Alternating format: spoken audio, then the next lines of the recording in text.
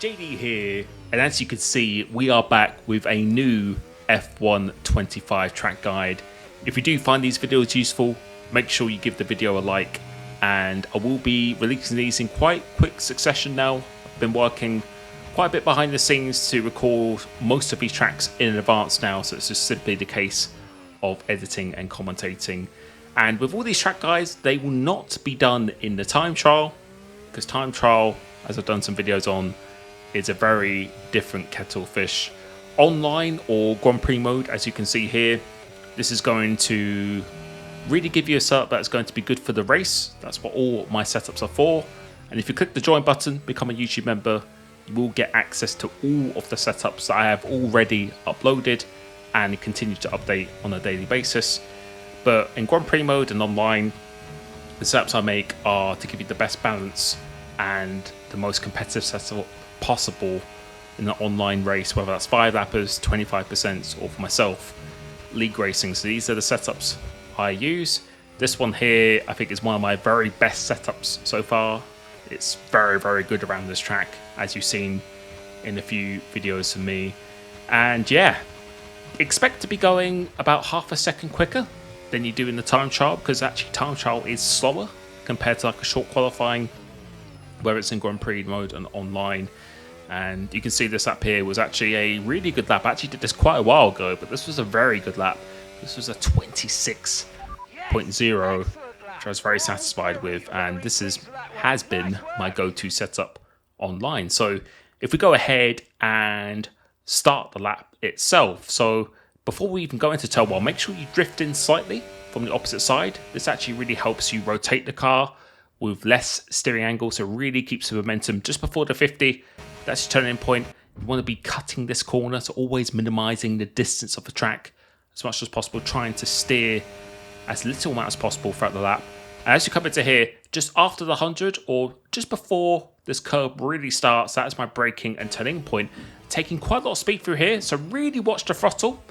As I unwind, then I deliver the rest, so almost the whole track. Try and make your way back to the right-hand side, aiming for that back box, but you don't need to be completely over to the right. Middle of the track, really control with the brakes, and as the wheel unwinds, watch the throttle, really matches the steering wheel, so really pay attention to that throughout the lap itself. Make sure you're getting a DRS, quite easy to miss.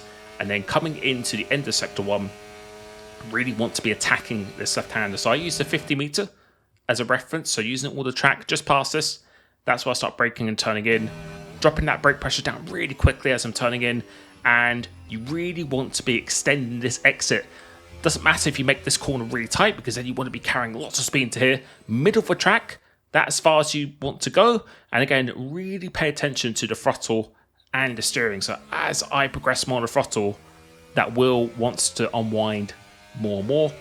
All of the track and the exit, and you can see I'm using the ERS here a little bit as well. And then coming into this, cops, completely flat out just before the 50. That is kind of my turning point into this one, and you want to be using this curb on the inside as well. Just helps give a little bit of rotation even at high speed going through this corner. So dropping down to 7th, don't want the engine to be bogging too much in 8th gear. And as you go through Maggots and Beckett's, so you really want to be in the middle of the track and think middle of the track for every single one of these corners. So the first 3 corners completely flat out, so middle of the track here, that is when you're going to be turning in, go down to 7th. Middle of the track again, that is then when you're going to be still keeping it flat out in 7th. As you go into the middle of the track here, that's where you do a brake and downshift, and then let it get into the apex, then pull the trigger. Into the apex, then on the power. A lot of people try and power through that, end up running out wide. Keep nice and tight in the exit, again, minimizing the distance of the track. And then as we come towards the end of the hangar straight, you can see we're barely braking through here, so really keeping the speed. So just before this curb starts, so about in line with the 50, that's where you're braking and turning in. And again, let the momentum do the work. Once you get to the apex, then you go on the power, and then really heavy braking zone. So in real time, when I'm actually driving, I feel like I'm braking just before the 100, but actually you're braking just slightly after the 100s. Are very, very late in the brakes. And as soon as I start turning, you can see going from the 100% down to that low pressure, really mirror the pedal and steering inputs. Keep the speed through here. As the wheel unwinds, that's when I deliver the rest of the power, making your way to the line, keep it nice and tight. And that's a 26.0 at Silverstone. And this is my race setup that has been working really, really well for me. So if we actually take a look at the setup itself, you can see we're actually running 23:17 wings. So actually a little bit higher than the typical time trial on this game so far. I found actually running higher downforce, you need to be factoring the dirty air. You also need to be factoring in tire wear as well. And again, these setups are designed for myself to try and keep the balance as consistent, as good as possible. So in time trial, this probably won't be the outright fastest setup. Potentially the same for when it comes to qualifying as well.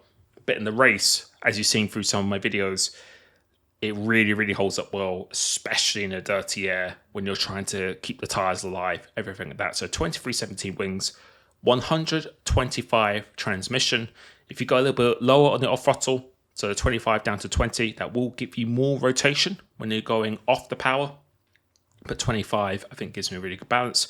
Suspension geometry, this is all the way to the left, and this is probably something you're going to be seeing at 99% of the tracks. Just really just gives you the best balance overall. Adding a little bit of camber and toe normally gives you more drawbacks than benefits. So all the way to the left. And this is the interesting part. So for the suspension, it's 20 and then 1 on the suspension. Typically, you would see this at maybe like 41 or like the high 30s. The lower you go down, I found it just gave me much, much more rotation and still good stability. More rotation, more traction as well. So I found it to be really good in the high-speed corners. Since my wings are fairly far apart, I still have the rotation from the aero, but then in the high-speed corners, this just kept on gripping up really well for me. So definitely give it a try. It gives you more rotation.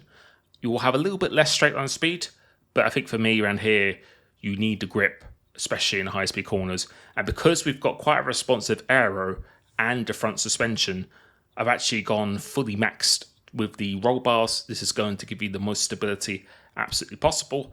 And then 22:45, typically I run 22:47 for most tracks, and that works really well. A little bit lower here because I actually want a little bit more downforce and a little bit more straight line speed. I've got the stability with the roll bar, so just lowering that rear right height a little bit. I run 153 brakes. You can run 154 as well. In the race, I probably would be running 54, 55. That's typically how I change it from qualifying to a race. And then we are running maximum tire pressures.